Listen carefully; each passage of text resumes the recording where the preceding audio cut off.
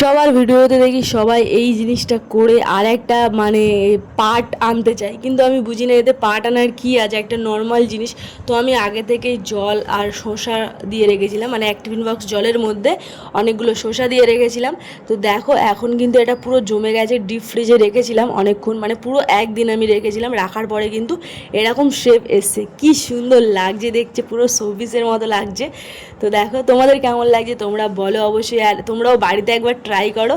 এটা কিন্তু এই বরফটা কিন্তু মুখে তুমি লাগাতে পারবে, মুখে ইউজ করতে পারবে, মুখের পক্ষে খুবই সুন্দর, কারণ এর ভিতরে শসা আছে। তো আমি এর মধ্যে এখন এটা গামলার মধ্যে রেখেছি, রেখে এখন ঠান্ডা জল দিচ্ছি এর মধ্যে, দিয়ে আমি মুখটা এর মধ্যে ডুবিয়ে মুখটা আর কি একটু পরিষ্কার করব। তো তোমরা কে কে করতে চাও আর কে কে করেছো অবশ্যই কমেন্টে জানাও। আর যারা যারা করতে চাও তারা তারা দেরি করো না, যাদের বাড়ি ফ্রিজ আছে আর বাড়ি তারা করে ফেলো। আর যদি বাড়িতেও না থাকে পাশের বাড়িতে গিয়ে বৌদি কাকিদের বাড়িতে যাদের বাড়ি আছে তাদের বাড়ি রেখে এটা অবশ্যই ট্রাই করে ফেলো। আর কেমন লাগছে বলো। এখানে ভিডিও এই পর্যন্ত, দেখা হচ্ছে নেক্সট ডে, ততক্ষণ তোমরা খুব খুব ভালো থেকো।